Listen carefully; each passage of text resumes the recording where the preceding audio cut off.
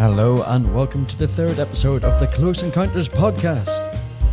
Firstly, apologies if it sounds roomy here. I'm currently recording at the girlfriend's house in Belfast, and it's a ridiculously large room without any soft surface, so I'd imagine it sounds quite roomy here. Really excited about this episode. We're exploring the idea of past lives and regressive hypnotherapy. But first of all, we will bring you our usual segment of That's What I Call News, and then our interview with our guest Monique Pliakos. And then finally, a quick rundown of the most notable celestial events happening in the upcoming week. So at that, I would say let us get on to That's What I Call News, my special news that I like to read out to people, I suppose. Some stuff that you won't get on the mainstream media. More of the interesting news. Nothing very upsetting or very depressing this time round. Let's get straight into it. So 12 new moons have been discovered around Jupiter. Jupiter has overtaken Saturn now for having more moons known to science around any other planetary body in the solar system. But for how long would that be? This is coming from space.com. If you're a regular to pub quizzes, you may need to relearn this space fact. So Saturn previously held the record for having the most known moons in our solar system, but that was recently made redundant by Jupiter with the discovery of 12 additional moons. Now, Jupiter has a total of 92 known satellites currently in its orbit. The largest planet may not hold the title for too long, though, with scientists now analysing other asteroid-like rocks around Saturn's orbit, and with their precise orbits being determined currently, they could be designated planetary moons, thus allowing Saturn to retake the record again. So the thing with space knowledge and science and facts, it's always rapidly changing, isn't it? So moving on to futurism.com, faster than light travel theoretically possible. And it won't break the law of physics or the theory of relativity, I suppose, by that matter. So a new theory has been produced which supports the possibility of faster than light travel and remain well within the bounds of the laws of physics. The consequence of which would allow the person and or object to experience multiple timelines simultaneously at once. It sounds very sci-fi, doesn't it? It's down to the idea of flipping our current understanding of spatial time dimensions, where it's currently 3 spatial dimensions and 1 time dimension. But this new idea now states that there could be 3 time dimensions and 1 spatial dimension. Very much sounding like a Christopher Nolan film, isn't it? Something that he would write and direct, only this time it may not be science fiction. As always, links to my chosen stories are in the show's notes. Let's move on to the next one. So, Belgium's youngest ever college graduate plans the immortality of humans. The titles just get weirder and weirder, don't they? But this one comes from interestingengineering.com. Now, a lot of parents out there make the usual claims that their child is a genius beyond their years, but the parents of this kid probably aren't exaggerating this time. An 11-year-old Belgian child prodigy, Laurent Simons, has recently earned a bachelor's degree in physics from the University of Antwerp. Impressively enough, it only took him a year to get his degree, and the course itself is 3 years long. So a child at that age to do it in a third of the time is absolutely astonishing. His impressive ambitions don't end there, however. In an interview with a national Belgian paper, I can't even pronounce that name, he described that he's working towards a much larger goal and that his studies are a small step among many steps towards it. And he states that his end goal is to make humans immortal by the use of mechanical replacements of body parts. And in order to achieve this, he must study quantum physics, which he describes as the first part of a larger puzzle towards human immortality.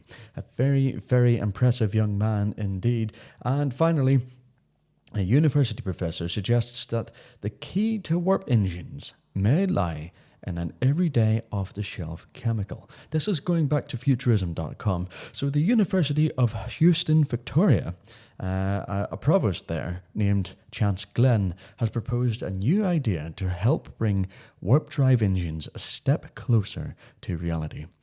The university professor is planning to use ethylene glycol, often used as an antifreeze in vehicles, in order to detect any sign of a distortion in space and time.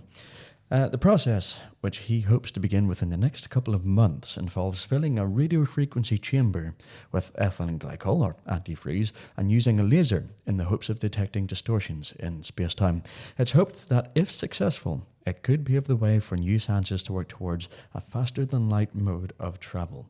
Star Trek, eat your heart out. And that is the end of the news, and let's move on to the interview.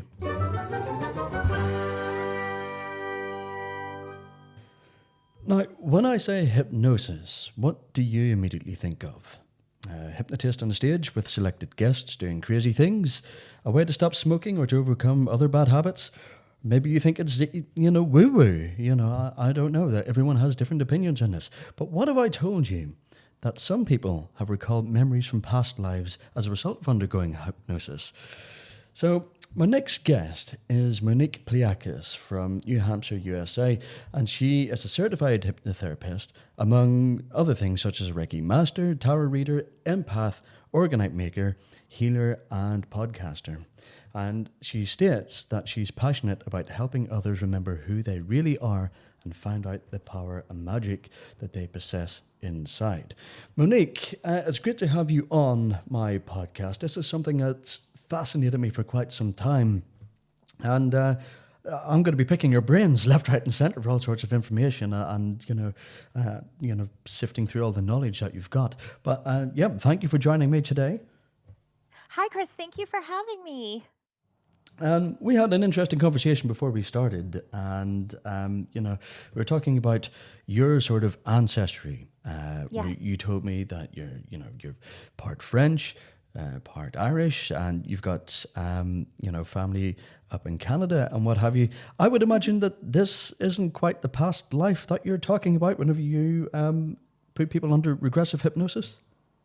Yeah, so when we do regression and we go back to a past life, it's not it when you go back, it's a different person, it's a different life. However, quite often there are people in what we call your soul family, and they'll show up in many lives. So some of your ancestors will still be your ancestors in another life, but not always.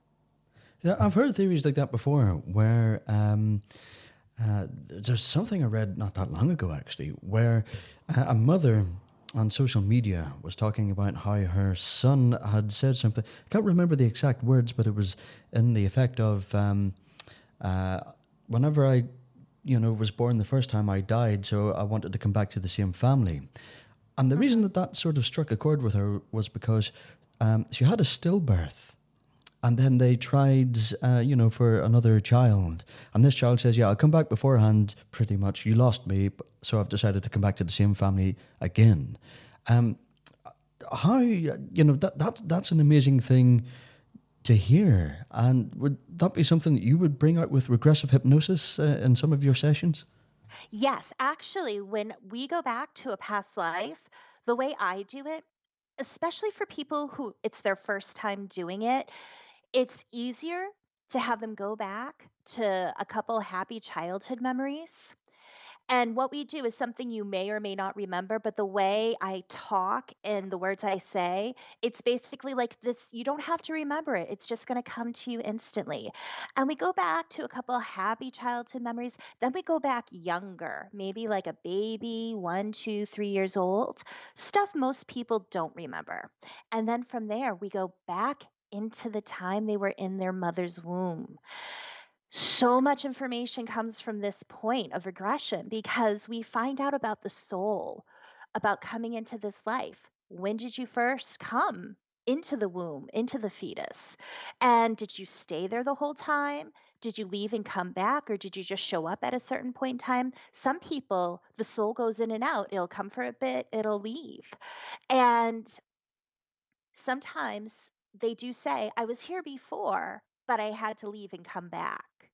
What they weren't ready yet. I wasn't ready yet, whatever it was.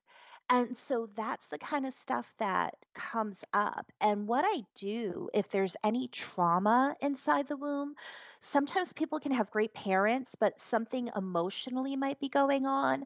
I had someone who, her mother, while she was in the womb, the client's mother had just lost her father. So the client's grandfather had just passed. So the mom was just so sad and grief stricken. And that can affect the baby inside. And so what I'll do, I'll sometimes do things like Reiki, but also we can do a little filter between the umbilical cord and the baby that creates a protective barrier between baby and mother from any outside negative energy, anything less than positive that isn't there for their highest good. It just can help protect them inside the womb. And when you do this, it actually, a lot of people, it helps them with the trauma they unknowingly had inside the womb. It helps them as when they're out of hypnosis in their life. So I personally feel time is not linear. It's not just like point A to point B. It's happening all at once, everywhere. And so when you go back and you do this work, it can positively affect you during your current life. But from the womb, we then go back to a past life. That is just even listening to that is absolutely fascinating, and I'm getting like the hair standing on the back of my neck just listening to things like that. And I no doubt whenever we go into like some of the more interesting stories that you've had whenever you've put people under regressive hypnosis, that this is going to happen again. But you were telling me, or you were telling us, sorry, about your methods of hypnotherapy. But how does the mechanics of hypnotherapy actually work? There's different ways to do it. A lot of times it's just connecting with a feeling and you can be there. If somebody is stunned, like something happens, they can be in hypnosis. There's different ways for people to get into hypnosis, but first of all, you have to be ready and willing. If you don't want to be hypnotized, it will not work. You also have to be ready and willing to go through the work that's going to be done. Because, for example, if somebody wants to quit smoking, if they want to do hypnosis, they're open to it, but they don't want to quit. Their spouse wants them to quit. It's not going to work. You have to want to go on that journey inside. So, the way I bring people into hypnosis, I like to do it in a very relaxing way. And I just talk very softly and slowly. And what you're doing is with your eyes closed, you're listening to me and you're imagining. And people imagine in all different ways. Anyone who imagines visually, so if I say, close your eyes and imagine an apple. The majority of people would see an apple, but not everyone's brain works that way. Some people might just know the apple is there. Somebody might smell the apple or taste the apple. They might be able to feel the apple, though they can't see it. So we have to, as hypnotherapists, figure out how does that person's mind work? How do they imagine? And then once you know that, you use certain language to help them imagine in a way that works for them. And for me, when I bring my clients into a nice, relaxive state, I use a technique called progressive relaxation, where different parts of our body, just from one point to another, begin to relax, feeling good and comfortable. And just by talking and, saying you're going to go deeper and deeper, it puts people into hypnosis in a very relaxing and calming way. So, what's really happening is you have your conscious mind and then your subconscious. My talking is keeping your conscious mind busy. It kind of goes off to the side while your subconscious is able to come through. And a lot of people ask in regards to past life regression, does it really happen? Is it real? Was my experience something that actually happened at some point in time? Or did my mind just make it up? And I like to tell people that I have had people in past life regressions, and there's been documented cases where somebody has no knowledge of the information that came forward. And then they go look it up and they discover that it actually happened. I had a friend that we had a spontaneous past life regression during a session that we weren't doing past life regression on. It just happened. And she's talking about a landscape, like stuff we've never heard of before. And we looked it up after and we found it. So this was something where she had absolutely no idea what certain words were, what a place was, where it was, how the landscape was, and we found it. So, I personally do think for the most part, it is a real experience. However, everyone's different, and it could be for some people, their subconscious is creating information to help somebody process the information that they need to in an easy, digestible way. So, no matter how you look at it, the end result is that it's helping people. It almost sounds like you're like a coach of the mind. You're coaching people's mind. It I'm a sounds what it's guide. like. Yeah, Yeah. I'm just a guide. What do you want? What do you want to get out of this? And I am basically just holding your hand, guiding you through. And I tell people, you're the one doing the work. I'm just talking. I'm guiding you. I'm picking up like where we can go or how we can get somewhere with what you're looking to accomplish. But I'm a guide. And hypnotists, uh, you know, interesting. It's an interesting tool to do. It's an interesting thing to be able to do. I mean, like I say, if I mention hypnosis to a lot of people, the first thing they're going to think of is a hypnotist on stage, and they've got people up and they're making people eat onions, thinking that they're apples and all that sort of stuff. Yeah. And we know that's purely for entertainment, and that's is probably the zenith of where a lot of people think hypnotherapy ends at. That's all it's for. But it actually helps a lot of people, and you remember a lot of trauma that they lock away, I suppose, as well. But Oh, sorry, go yeah, a ahead. lot of trauma actually, most trauma happens usually during childhood. There's a technique called regression to cause where you focus not on a memory, but a feeling. So if like somebody who's afraid to fly, focus on that feeling and we're going to go back. And we're going to go back to when that feeling first came up. Often it's childhood and sometimes it is past lives. And yeah, like a traumatic past life, I suppose. Yeah, yeah, yeah. But how much of that is perhaps like, let's say if people do reincarnate, and I do believe people can reincarnate, Mhm. how much of those memories would be from the actual soul or spirit of the person, and would genetic memories that have been passed down through, by, genetical means be influenced, you know what I'm getting at, like, don't you? Yes. So again, we don't focus on memories, we focus on feelings. Memories, they can become distorted.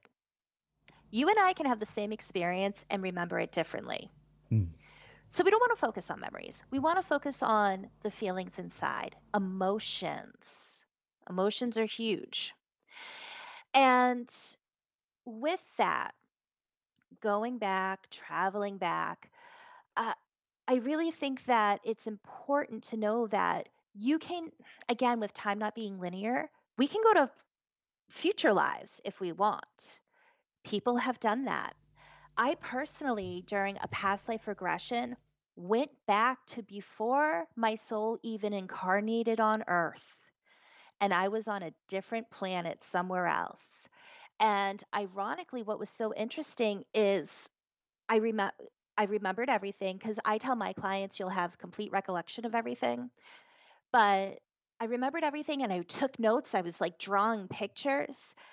Fast forward less than a year later, I was listening to my friend's podcast and she had a guest on and she was talking about a planet called Mintaka, which is where her soul was originally from. And she starts describing the planet, and I immediately thought, oh my God, this is where I went to.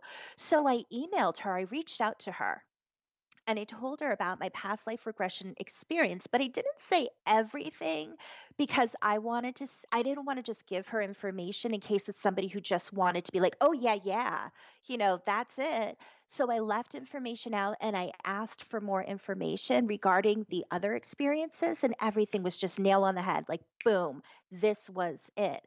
And it was incredible because this place that maybe I could have made up in my mind, but how is it that her and then even other people have had experiences, be it through meditation, regression, whatever, they're all experiencing the same place that none of us ever knew about before.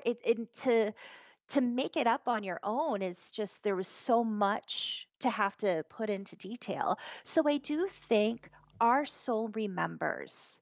It creates an imprint. So it's not just this time on earth, it's throughout all time from our soul's creation that we are able to remember I suppose through it's making me what think a hell yeah, of a through lot. hypnosis. Yeah, it's making me think a hell of a lot. I mean, the theory that we are the universe examining itself, for example. So it could be all ultimately the memories of one supreme conscious being, just from different perspectives. That's just a thought that's come into my Yeah. head, and it's also made me think of. Are you familiar with the term remote viewing? Yes. Yeah, so it makes me think a lot of that as well.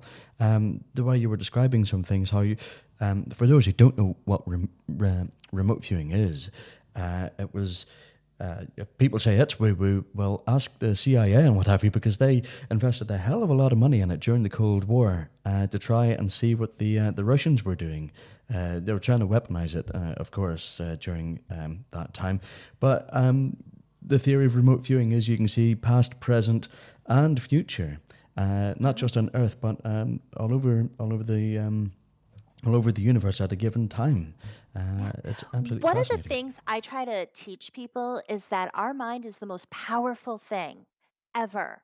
We can do so much more, but we're so limited, and especially with beliefs and what we're told. So, I personally believe we are all capable of telepathy.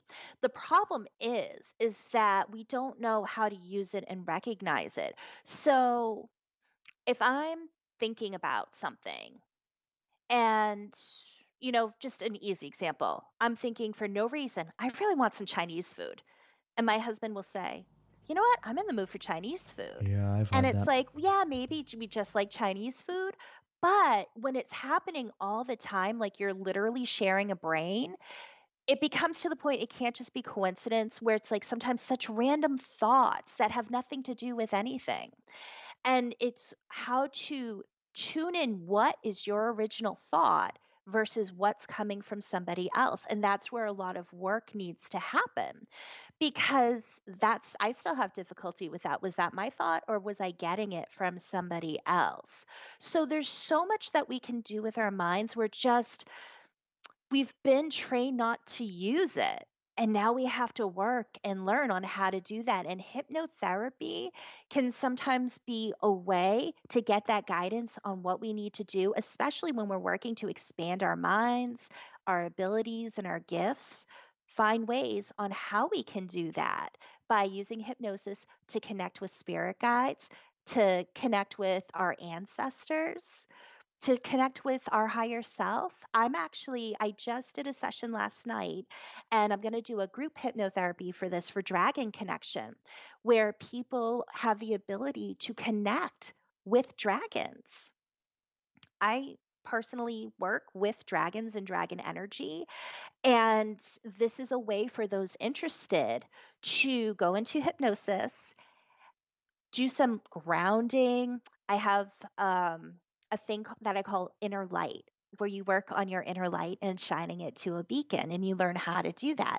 And then you use that light to call forward the dragons, and then they come to you, and you get to talk to them and learn how to communicate with them and how to interpret their messages.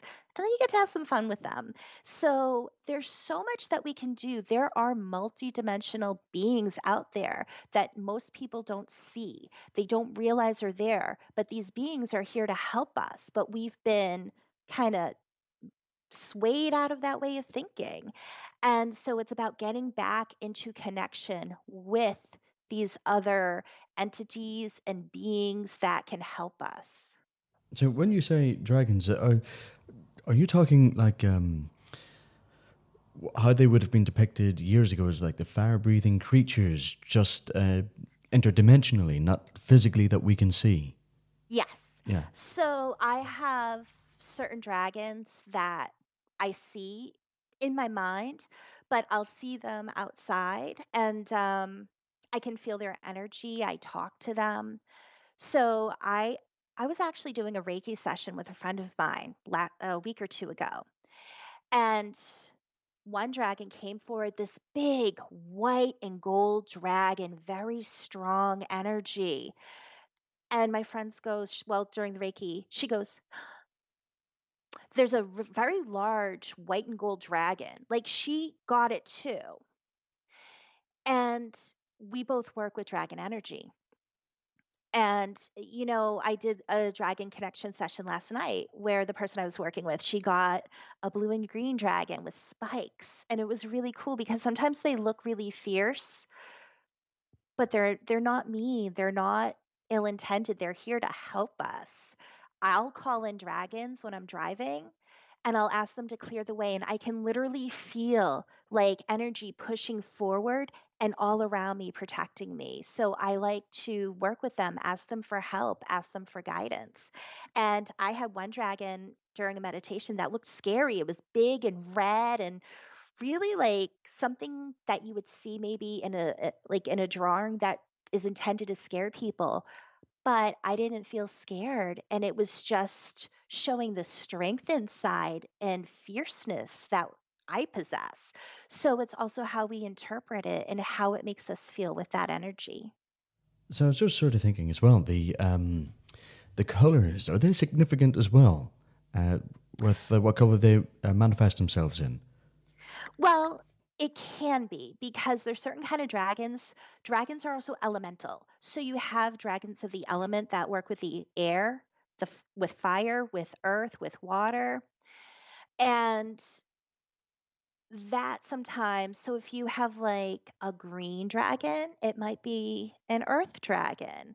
And if it's like red and kind of flames, it could be a fire element dragon, but there's so many different ones. So I like to tell people, what's the feeling you get from it? Because the feeling is where we get the information from. Sort of brings us back in a full circle when it comes to the hypnosis, not Yeah. being memories per se, but more focusing on feelings. Absolutely Hmm. fascinating. I mean, that's something I didn't know, so I've learned something completely new out of that so far. So that's amazing just to sort of think what people can experience through it. It's wonderful. And I'm sort of thinking there's something else you said earlier on. It's just popped back into my mind again. I've got a whole list of questions I could be asking, but this happens every time that as I listen with awe to people, I just have so many questions that materialize. And it comes back to memory and childhood. I've said in another podcast about children who've had invisible friends, or Hmm. there's a couple of kids I've read about in the States, no less. Where, well, one example, we'll use one example, where there was a documentary on about the Titanic, and it came up with a picture of the boiler room in the engine room, you see, and Hmm. the little boy was like, well, that's not the Titanic, the boilers were on the other side. He says that was probably on the on another ship like the Olympic or something like that. And then after X many years, I think when he hit about maybe 7 or 8 years old, he didn't have those memories anymore, and he doesn't even recall thinking like that before. How is it that well, first of all, how is it that we tend to forget these sort of things, and how can hypnosis actually unlock those memories? Well, when you think about it, when you're newer to coming into this life, it's easier to hold memories. It's easier to remember some of the stuff and then we forget. We get amnesia.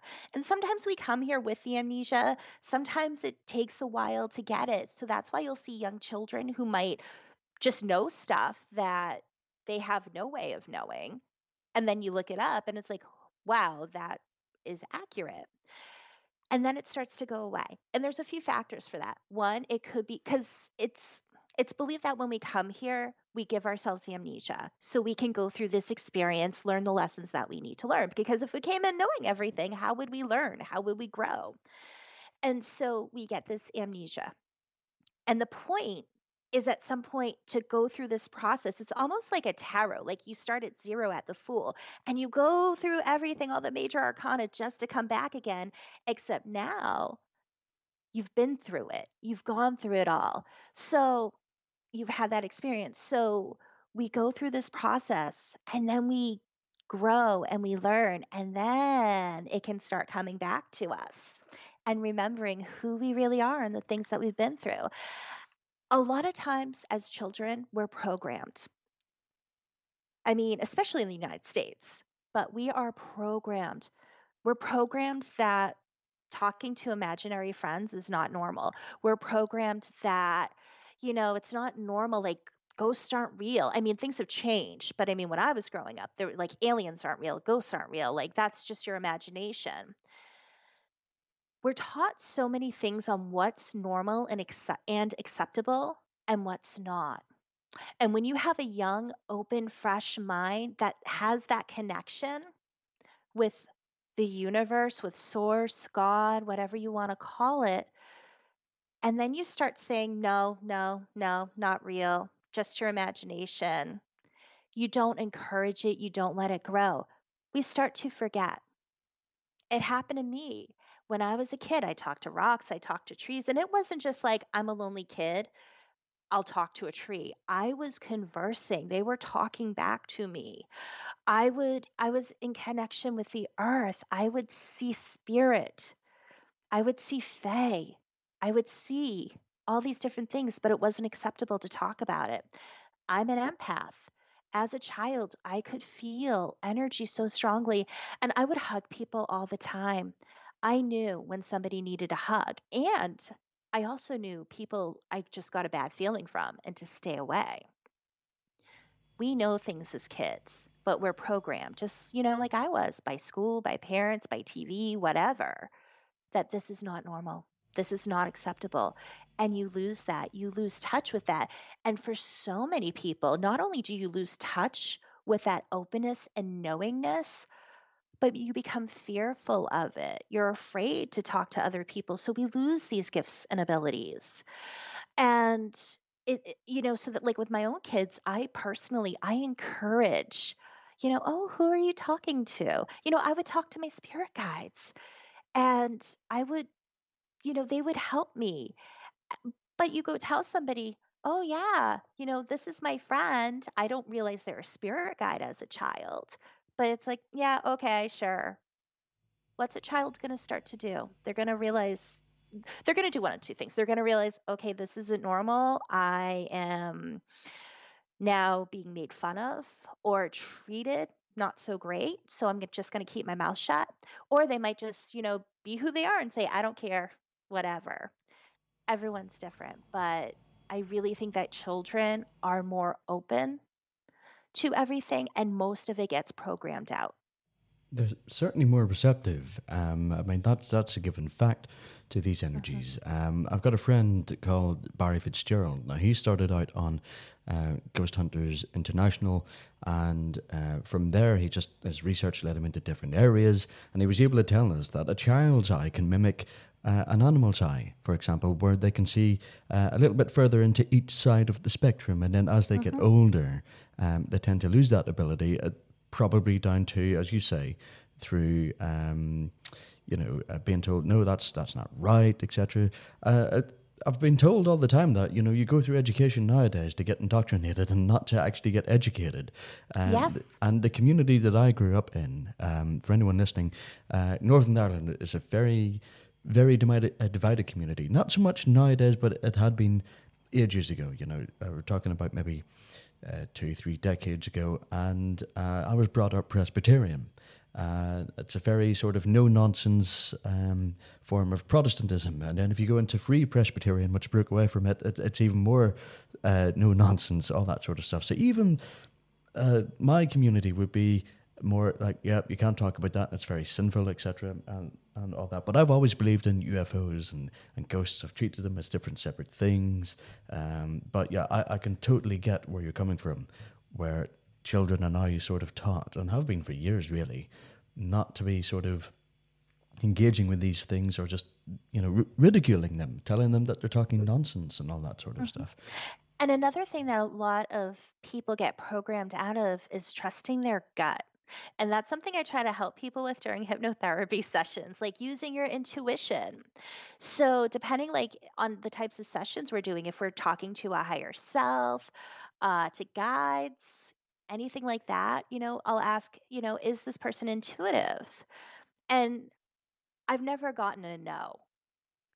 And so I'll say, is there something you can do to help them? Maybe a sensation you can give them when they're unsure if it's their intuition, a feeling or sensation, so they know that it's their intuition and to go with it. And sometimes somebody will say, yes, we're going to put, there's going to be like a tingle on the back of their hand or, something. And it's to remind them, like, this is your intuition and you need to follow it because our minds, we get that gut feeling. And then our mind, our logical brain starts saying, well, wait a minute. That doesn't make any sense. And, ever meet somebody and you just get a bad feeling from them? And then other people like, oh, they're wonderful. They're great. And they talk you out of it and you talk yourself out of your gut feeling. And then it turns out, yeah, they're not a great person. You were right. But you talked yourself out of it or you let other people talk yourself out of it. So that's something I also like to work on is learning how to trust your intuition again. It's interesting you say that, because I hold my hands up, guilty as charged. I sometimes, well, not sometimes, I quite a lot struggle with intuition. And some of the things you said there resonated with me. It took me way back to a childhood memory where a major drinks brand in some fast food restaurants, and well, even just on their own brand of bottles and cans that they sold, there was you could enter a draw for getting a watch, and there was two kinds of watches. One was like a cheaper version, the other one had all the bells and whistles, for it being in the mid-90s at that time. And I remember going into a shop, and I was like, in order to enter this competition, I think you had to get a large drink, and I was like, I want a large Coca-Cola, for example. And my mother was like, well, why do you want that? And goes, because I'm going to win that watch. And she goes, well, no, that's that's not very likely. And I goes, no, I want it because I know I'm going to win that watch. And this was as a kid back in the Mhm. mid to early 90s. And she got it. And then I remember peeling the label off it. And on the back of the label, it said that I was the winner of whatever watch it was. It was like an X2 or something. I can't even remember it. But that was the first time that it sort of clicked with me, thinking, I didn't even know what it was, but looking back on it now, I know it was like an intuition, because it was so strong. There was just something telling me that I had to go get it now. And as ridiculous as it sounds, over a competition over a watch, but that is the first sort of recollection that I have of having an intuition and going for it. But nowadays, if I was to do something based on gut feeling, I would doubt myself. And sometimes I would overthink all the Mhm. different outcomes. And then it just becomes a massive cloud of thoughts. And then you can't make a decision. And I'm sure Yeah. a lot of your clients are exactly the same. A lot of times we know what we need to do, but either we don't want to do it, or it's too hard to do, or other people talk us out of it, or society talks us out of it, or whatever. We're talked out of it. And it's about getting back in touch with who you are and what you need as an individual. I really feel I'm all about empowerment. Everyone, we all have unique gifts and abilities. We all have strengths. We're all here. We all have purpose. And side note with purpose, we don't come into this life with just one purpose. It's not like, what is my purpose? It's only one thing. We have multiple purposes and it changes over time. You might accomplish it and then you have a new purpose, or you can be fulfilling one purpose and then go on and, fulfill another one. So we have more than just one purpose. And it's about finding, like, what are we here to do? And what do you feel called to do? And what do you need as a person? And about finding a way to do that realistically. So I'm really into parts therapy where we get into the physical you. So basically, you're seeing yourself, you're seeing the physical you, the mental, intellectual you, the emotional you, and the spiritual you. And spiritual doesn't mean, religious, just, your soul. And we can throw in other parts, the husband or father part of you, the wife or mother part of you, the entrepreneurial part of you, whatever, resonates with you, whatever you want to, work on. And we get into these different parts. And this is, with the spiritual self, where I do a lot of, are they intuitive? Do they need something? But it's finding out what they need and how to realistically get there. So, for example, I'll have somebody where they want to work on themselves. Somebody might, have anxiety, stress, something like that. And they're being told by their spiritual self, you need to meditate more. And so I'll jump in and I'll say, okay, I'll talk directly to the spiritual self. I'll talk directly to those parts. And I'll say, okay, well, knowing that I'm just going to pull a random name, Mary, knowing that Mary doesn't like meditating, she has a very difficult time doing it. How can we successfully accomplish this goal? Because you're saying meditate for at least 10 minutes every day. How do we start there? So we have to figure out, okay, it's great because the person probably knows they need to meditate anyway. But then we need to figure out how to realistically get there in these baby steps so they can do it. So I had somebody who their spiritual self was saying, start going for walks. Just go outside for 5 minutes and walk around. You have trees, you have nature. Just admire the nature for 5 minutes. Try not to think about anything but like what you're looking at outside. And we got these steps and it helped them because they did it. And that's another aspect. Like there's work to do if you want to improve yourself. You're going to get information, you're going to get answers, but there's still work that you might have to do to accomplish that. It's not as straightforward as, trying to quieten your mind, because that's what a lot of people think meditation is you just sit there and you Mhm. try to keep your mind still and quiet. But it is also about focusing thoughts on one of the favorite things, I suppose, is a candle, a flame, one of Mhm. the ways to sort of sharpen and focus your mind.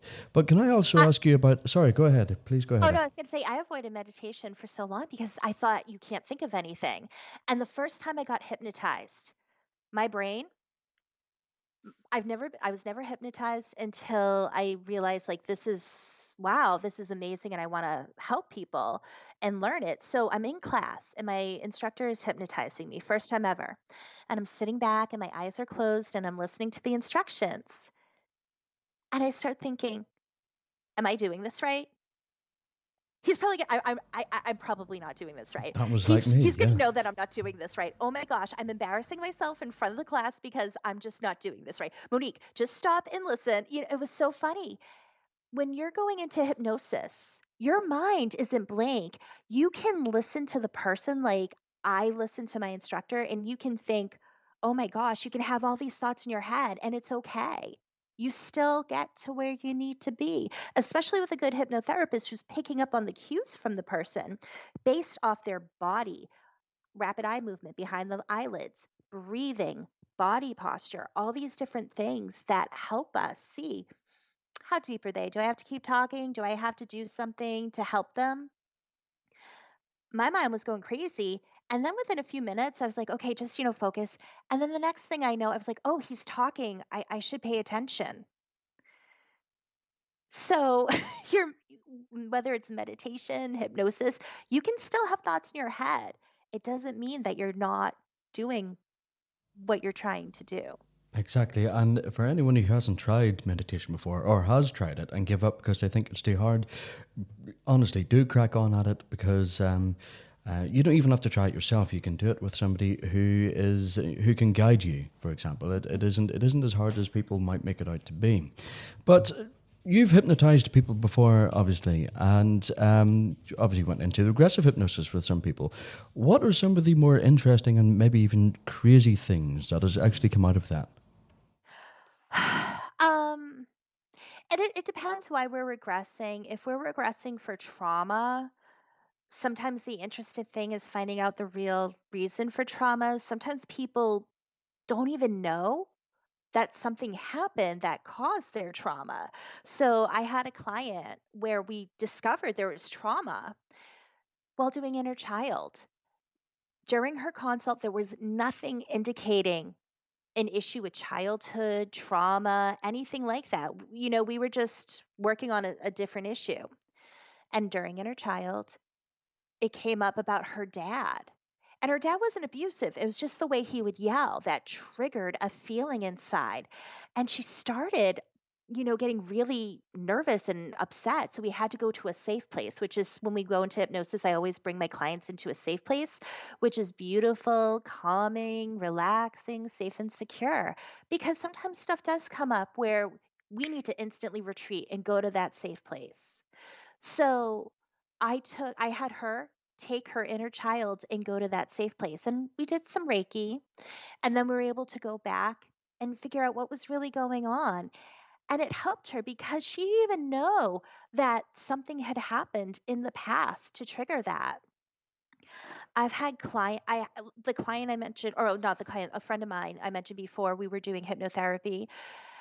We were working on some issues, and then she went into a spontaneous past life regression.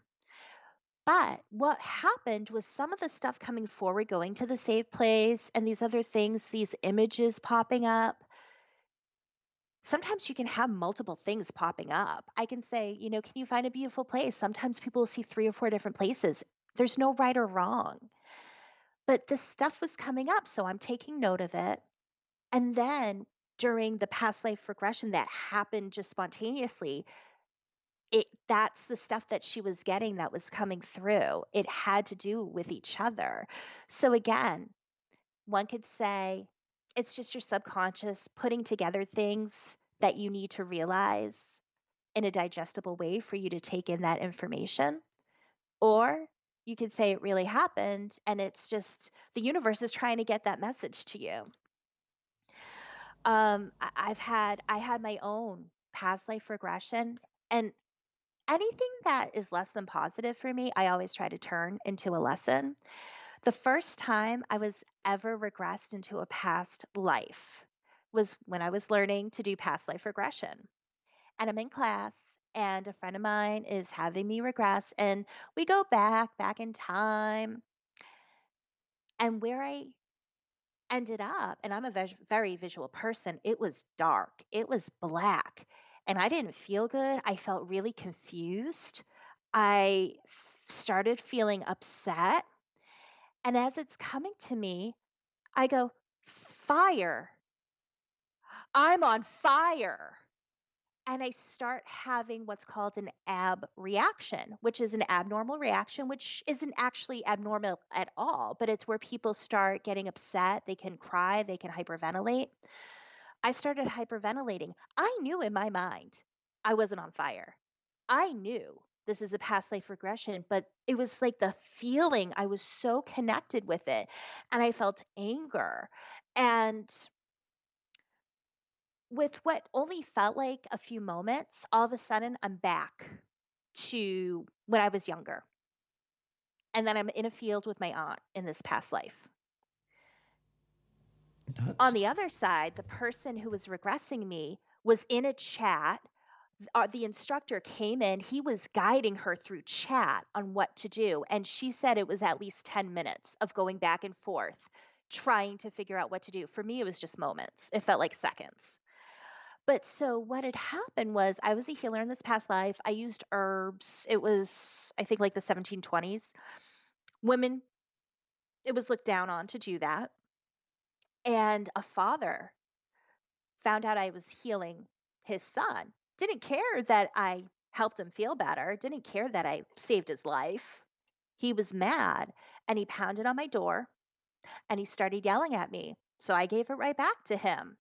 And then he proceeded to beat the ever loving crap out of me. And he just like ground and pound, like beat me into oblivion. And then he went outside and set my house on fire.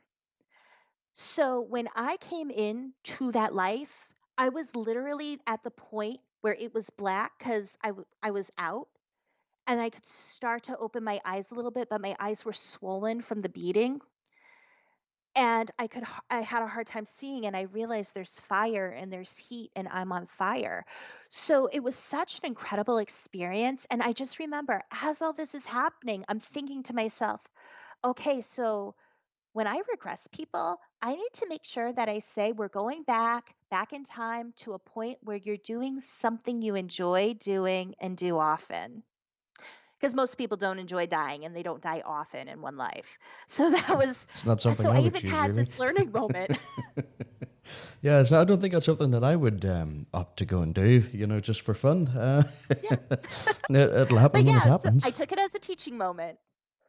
Um, yeah, hearing that sort of stuff, it really does. It inspires the mind. It gives food for thought. It's just absolutely fine. I'm lost for words for things like that. It's just my imagination can run wild, and Hmm. I can almost guarantee you that once this podcast finishes, I'll be thinking about it. It'll be playing my mind. Just amazing to listen to. We're sort of overrun, but I don't Hmm. mind because this topic really does fascinate me, and I know it will fascinate the listeners as well. But I've always been interested in undergoing regressive hypnosis, and I'm sure I'm not alone on that. There with some of with our listeners. What advice would you give to somebody who is thinking of undergoing regressive hypnosis to see what happened in the past life, for example? So, a couple of things. One, why? Are you just curious or is there something going on? If you're curious, that's fine. But if I were doing the regression, that would help me know how to guide you through and what to do. I did a past life regression the other day, and the person wanted to work, like figure out business stuff because during a parts therapy, we were working on a part, and a previous life was a merchant, and that came through. And so she wanted to connect with that merchant because this merchant had information to help her in this life. So, depending on what you're looking for, will help me know what to say during the regression to help you get what you're looking to accomplish or achieve. That's very important. Know why you're doing it. Is it for a purpose? Some people, they have fears, phobias, they're trying to figure out why, or certain feelings that happen or thoughts, and they're trying to figure out why. And some people are just curious and they want to know. So, depending on the reason, that will help me guide somebody to having the best session possible. And another thing is once you're hypnotized, the easier it is to become hypnotized after. So, there was somebody who actually, they were a hypnotist and they thought, okay, well, when you hypnotize somebody, sometimes they have a little bit of a hard time getting stuff coming to them. And then I think he waited a month and hypnotized somebody, the same person, and it was easier. And then he waited another month, and then it was even easier. Stuff was just coming quicker. And he thought, what if I don't wait a month? What if I wait a week? So he tried that and it worked. And then he said, okay, well, instead of waiting a week, why don't I wait till the next day? Tried that and it worked. And then he's like, why don't I do one after another? So doing regression, it is a lot of work for our mind. And sometimes if you've never been hypnotized before, it can be a little difficult getting stuff. So what I do is when somebody books an appointment with me, we always have a consult. And then when they make their appointment, I send them an audio of a guided hypnotherapy session.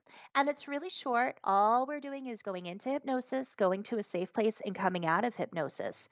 But that allows the person a few things. One, to practice going into hypnosis so they can listen to it as much as they want. And every time they go in and come out of hypnosis, it gets easier and easier. The other reason I do that is to make sure they feel comfortable with my style. Somebody might not like the way I talk. I might talk too slow for them. They might not like my cadence. So it's a twofold for clients, but it's also, to help them get hypnotized, get that practice in, so they have a better experience. And I suppose the more times you do it, the more receptive and open they become because they're familiar with what's happening. Because I'd Mhm. imagine maybe beforehand, people are sort of nervous, not really too sure what to anticipate, what might come out of it. Will it work or will it not? Maybe the fear of failure. I don't know. Yeah, But once they get used to it, that is probably one of the things that makes it easier for them. exactly. So before we wrap this up, this has been, I must say, the energy coming from you is fantastic, and I could Thank speak you. to you forever about everything. I'd love to be able to pick your brains a bit more. Maybe I'll get you back onto another episode. I Absolutely. would love that very much so. If not, then again, like the last guest we had, I might be selfish and just pick all the information for myself. You never That's know. okay.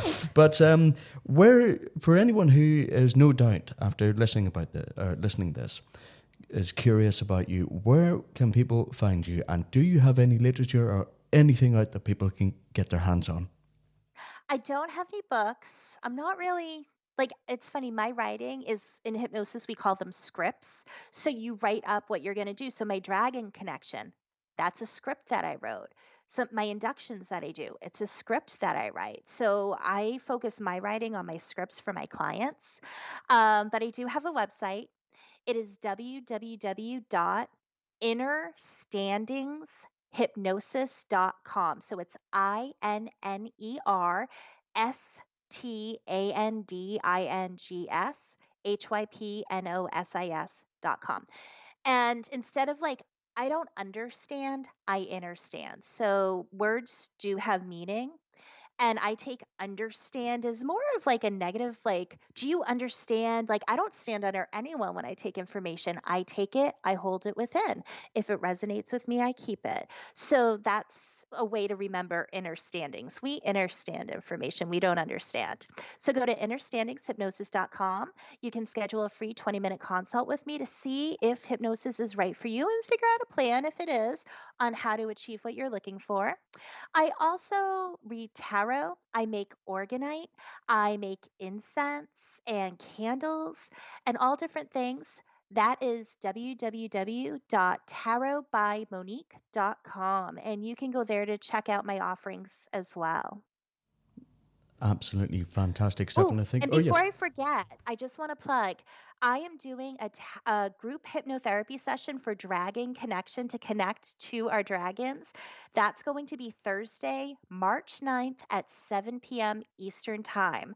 So for any of your listeners, if they're up late, in England, Ireland, over there, or in the US, if that works, go to my website, understandingshypnosis.com, and you can sign up. There's a tab for group hypnotherapy. Click on that, and you can click to sign up for the group session as well. I think if I don't have anything on my calendar for that time, well, it's going to be pretty late for us to be fair. But if I'm not working for whatever reason, then I might try and get on that myself. The Yes, links that you've absolutely. just said, I will put them into the show's notes, so people can access them at their leisure. This has been a fantastic conversation, and I would really like to get you on again. But I must say, thank you very much for coming on to the show and chatting about it. It is a fascinating subject, and hopefully I'll get to speak to you again some point soon. I hope so too. And I just want to thank you, Chris. And I want to thank all of your listeners as well for tuning in and listening. I truly appreciate you and everyone listening. No, I definitely appreciate you coming on to the show. Thank you very much indeed. That was Monique Pliakos. Take a look at the show notes and you'll get to see her website and everything that she talks about. Wow, well, what about that? If you could see the hairs in the back of my hand and arms here, they're standing on end, and I'm sure they feel like they are on the back of my neck. The thought of regressive hypnosis triggering memories of a past life, not just on Earth, not just in human form, I should add. Really interesting topic indeed. If you're not familiar with it, I really do suggest that you get online and take a look at regressive hypnosis. And if you quite fancy it, remember you're supposed to be open-minded about it and willing and receptive of hypnosis. Otherwise, it will not work. So if you're doing it just to see if it'll work out of I suppose, skepticism or something like that, then it's not going to work, according to Monique. I'd like to undergo regressive hypnosis and see what I have been, if anything, in any past life, whether it's here or off planet. I think I might even scare myself. But, there we go. Let us move on now to a little bit more information about the upcoming NIUFOS Open Day. It's going to be happening next month. It's literally less than a month away now. It's just around the corner. It will be happening in Belfast and more than likely in the Crescent Arts Centre. If not, we will post more updates about it on Facebook. If you're interested in visiting us or joining us or just want to know a little bit more about us and see the faces behind the team, then I would suggest that you come and meet us in Belfast on the 11th of March, on the 11th of March. Around 11 o'clock, I do beg your pardon, to in around 4 o'clock, and then there's a potential for a watch night up in the North Coast shortly afterwards. More information as it comes will be released onto our Facebook page. Please like and follow us if you don't already. And we'll move on very quickly. We'll round this off with the upcoming celestial events that are notable, or most notable. So today, at the time of recording, the 20th, it's rather dull looking outside, so that is a shame. If you're looking to do a watch night or anything, probably going to be a no-go for that, despite there being a new moon. New moon meaning that there's no moon there or no light coming from the moon in any shape or form. So it's fantastic for sky watching and stargazing. Rolling on to that, tomorrow on the 21st, the cluster NGC 3114 is well placed for observation. So grab yourself a good pair of binoculars or telescope and have a point and swatch, as they say in Scotland, at the star cluster. It is really impressive when you take a look at it through the telescope, I must say. I've got 3 telescopes. My mother sort of wondering why the hell, my girlfriend probably wondering why the hell I'm spending so much money on telescopes. But, they get progressively better as I buy them. But I think that will be my limit. 3 telescopes is enough, plus a set of binoculars as well. Anyway, I digress. We'll move on to the 22nd. It'll be the conjunction of the Moon and Venus, a close approach of the Moon and Venus. And then finally, on the 25th, it will be a close approach of the Moon and Uranus. Ladies and gentlemen, that sort of wraps up this episode of the podcast. Thank you very much for listening indeed. My name is Christopher McMurray, and you've been listening to the Close Encounters podcast.